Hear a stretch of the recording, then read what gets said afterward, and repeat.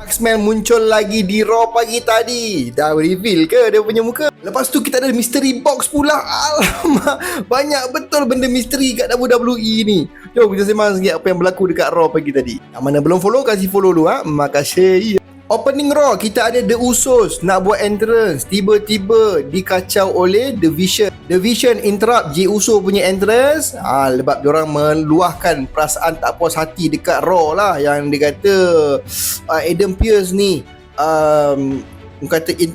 screw Austin Theory ni, menyebabkan Austin Theory ni kalah. Dia nak rematch lah apa semua. Kemudian keluarlah si Adam Pearce ni meleraikan apa semua. Lepas tu dia kata okey, kalau macam tu nak sangat match Elimination Chamber kan, okey, minggu depan aku kasih Bronson Reed masuk Elimination Chamber. Puas hati. Lepas tu keluarlah pula LA Knight.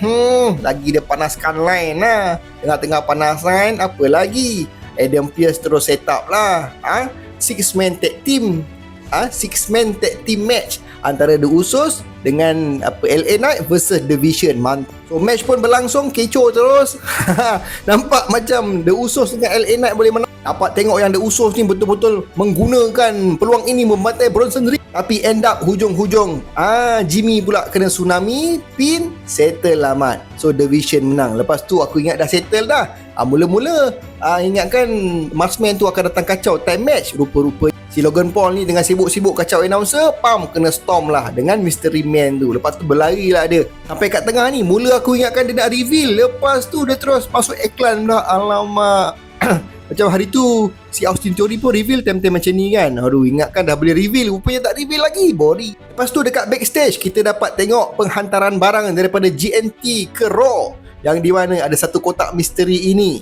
Dia kata deliver to WWE, do not open until 28 hari bulan 2. Maksudnya dia akan buka dekat Elimination Chamber. So apakah dalam tu?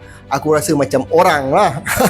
So nanti aku akan predict apa benda dalam. Orang rasa apa dia? Lepas tu kita terus ke Elimination Chamber, qualifying match antara Natty, Asuka dan juga Bayley. Match yang okey, pace agak slow sikit, tapi bila Bayley dengan Asuka tu nampak laju lah.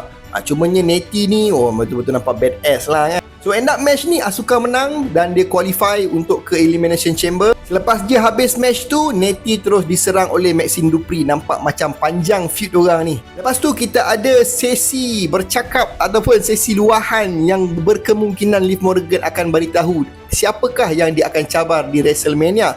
Adakah Jade Cargill ataupun Stephanie McMahon. Tak lama kemudian datang Stephanie McMahon, terus bercakap kecek kelate terus dekat Liv Morgan. Entah apa dia cakapnya, kita tak faham. Hanya dia dengan Dominic sahaja, sehinggalah Liv Morgan ni menangis. Bila Liv Morgan menangis, dah tak ada mood, dah tak nak bercakap dah dia. Terus hilang macam tu segmen ni. Tak lama pun segmen ni. Ingatkan dah boleh tahu dah Liv Morgan ni jumpa siapa. Tunda lagi. Lepas tu kita ada CM Punk punya segmen yang di mana dia nak memperhangatkan lagi match dia dengan Finn Balor dekat Chicago Elimination Chamber nanti. Lepas tu Finn Balor pun muncul bersama The Judgment Day, member-member dia, Dominic dan juga JD McDonagh. JD McDonagh ni pun dah lama tak nampak. Tapi kita tengok dekat sini Finn Balor macam protektif sedikit. CM Punk dah happy-happykan dia sampai baling mic dekat Finn Balor. Still juga dia tak nak kasih Dominic dan juga JD McDonagh ni bantai si CM Punk ni. Nampak macam baik hati, lepas CM Punk pula macam jahat. Lepas tu dekat backstage Finn Balor kata, kau jangan kacau match aku dekat Chicago nanti. Biar aku lawan dengan CM Punk one on one. Aku tak perlu kacau. Nampaklah mereka bertegang urat. Keluar je lah Finn Balor daripada Judgment Day ni. Lepas tu kita dapat tengok Oba Fami di Raw pagi tadi bersama Nick Aldis pula, Adam Pearce. Adam Pearce pun menyerahkan kontrak dekat Oba Femi. Minggu lepas pun dekat SmackDown ni Aldis ada serahkan kontrak juga, tapi tak tahu Oba Femi ni sign yang mana, SmackDown ataupun Raw, sebab sekarang dia masih lagi free agent. Tapi yang best, lepas dia ambil kontrak tu tak sign lagi tau. Dia ambil and dia terus face off dengan Rusev. Macam menarik. Dekat SmackDown minggu depan dia akan minggu ni lah dia akan ada match dengan Kit Wilson. Bagi aku Kit Wilson tu bukan lawan dia. Ini baru lawan dia, Rusev. Macam baik juga kalau dia masuk kat Raw. Lepas tu kita ada one contender match untuk Intercontinental Champion antara El Grande Americano dan juga Mystery Man. Korang rasa siapa? So Mystery Man tu adalah Penta Al Cerro Alamedo. Bila dua luchador di atas gelanggang, pace match memang laju, match pun entertain gila. Lepas tu dengan budak-budak Los Americanos kat bawah tu dah terkinja-kinja macam Patrick dengan SpongeBob. Kemudian si Bravo ni kena tarik masuk bawah ring. Alamak, siapakah yang tarik dia tu? Makin misteri, makin berhantu pula Raw ni. End up si El Grande original, the OG El Americano keluar. Rupanya dia yang tarik. Lepas tu dia hilangkan fokus Americano yang ke atas ni, kenalah Mexican Destroyer, pin settle, Penta menang dan Penta akan jumpa Dominic Mysterio untuk Intercontinental punya champion. Harap sangat Penta menang lah. Lama sangat Dominic tu pegang. Kasih Chan lah dekat Penta ni. Lepas tu kita ada Grayson Waller dan juga Kofi Kingston. Diorang keluar, dia bagi tahu yang Xavier Woods injured je. Itu sahaja. Lepas tu kena cut terus. Kofi Kingston tengah cakap terus cut saja sebab diorang ni bukan keluar masa live, diorang keluar masa commercial break lah. Lepas tu kita ada Becky Lynch dan juga AJ Lee punya segmen untuk memperhangatkan match diorang di Elimination Chamber nanti. So ni tak ada apa-apa yang sangat menarik. Lepas tu kita ada tribute untuk AJ Styles minggu depan di Raw. Main event kita ada qualifying match untuk Elimination Chamber men's punya, Gunther versus Dominic versus Javon Evans.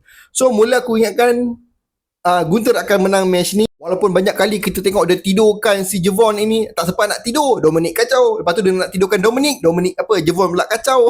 So last kali match ini Dragon Lee datang kacau, bantai si Gunther ini pakai bell ring tu. Lepas tu Gunther dah terbaring kat bawah, cantik. Aku kata ini confirm tak Javon, Dominic menang. End up Javon Evans, si Jebon ni menang, pergi ke Elimination Chamber. Okey lah, adalah yang high flying sikit dekat Elimination Chamber nanti. Adalah benda-benda pelik yang dia buat. Selepas dia buat OG kata dekat Dominic, pin settle. Lepas tu si Gunther tu mungkin akan ada feud panjang dengan Dragon Lee. So untuk minggu depan qualifying match kita ada woman dan juga man. Untuk woman kita ada Raquel Rodriguez versus Io Sky versus Kairi Sane, dan untuk men kita ada Bronson Reed, Jey Uso dan juga OG El Grande Americano. Korang rasa siapa yang pergi? Komen kat bawah. Okay, itu je kita punya review Raw. Korang berminat bahasa Mexico.